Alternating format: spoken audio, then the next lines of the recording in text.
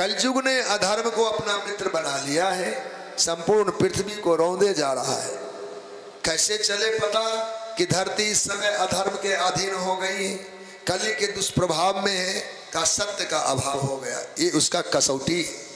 सत्य है तो कलयुग नहीं है, तपस्या है तो कलयुग नहीं है, शौच सदाचार दया दान की क्षमता मानव की बरकरार है तो जानो कलयुग नहीं। अच्छा, कलयुग भी समष्टि और व्यष्टि का होता है।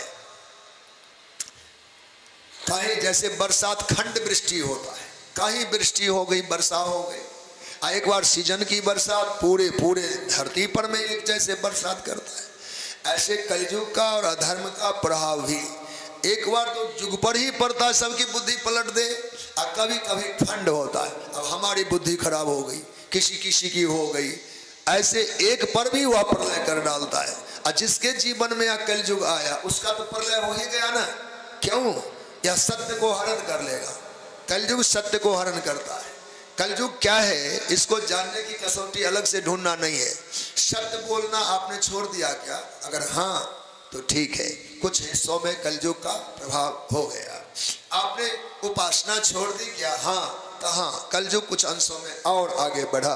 आपने अपने दिनचर्या में पवित्रता का त्याग कर दिया क्या? अगर हाँ तो जानिए कलयुग ने आप पर प्रभाव डालना शुरू कर दिया। आपको किसी पर दया नहीं आती, आती है, कलयुग नहीं आया। दया नहीं आती, जानिए कलयुग ने आपको अपने दबोचे में ले लिया है।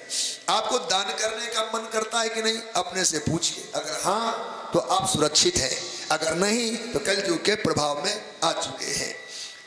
तो ये सब लक्षण है। फिर कहा खिलाकर खाने की अभिलाषा है या पहले खा लेने की अभिलाषा है? खिलाकर खाने की अभिलाषा अगर है तो समझना हमारे ऊपर अभी कली का दुष्प्रभाव नहीं है। और यदि लगे मैं खा लूं, बाकी कोई खाए न खाए, ऐसा स्वभाव बन गया हो तो जानिए कलयुग ने आपको घेर लिया है। ये लक्षण है भागवत जी में वर्णित किए गए हैं। उदरम भरणो जीवा बराका कूटवासिना। इन सत्कर्मों के अभाव में मानव केवल पेट भरने की ही योग्यता वाला रह जाता है, और कोई कला है नहीं, गुण नहीं, सदाचार नहीं रहा। अब एक ही मशीन है, मांगता है कमा के देना, इस टंकी को भरते रहिए। तो उदरम भरणो जीवा, मानव मात्र पेट भरने की कला में निष्णात रह गया, बाकी गुणवत्ताएं चली गई। बराका कूटभाषिना, बोलने में कूट भाषण करता है। कूट भाषण कहते हैं जिसका अर्थ ही न लगे। पूछते रहो इसका अर्थ क्या होगा, कोई डिक्शनरी के शब्द थोड़े, मनगढ़ंत शब्द होते हैं कूट भाषण में, तो उसका कोई उत्तर आपको नहीं मिलेगा।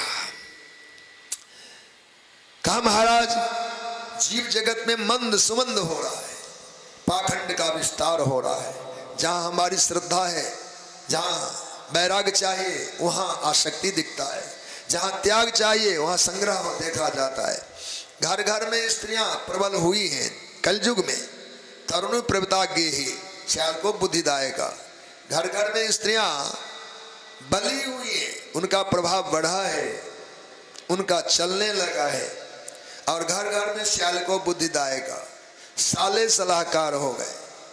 भाइयों की सलाह नहीं ली जाती, ग्राम पंचायत की बात नहीं मानी जाती, पर साले जो कहते हैं वो स्वीकार कर दे। तो साला सलाहकार कलयुग में हो गए।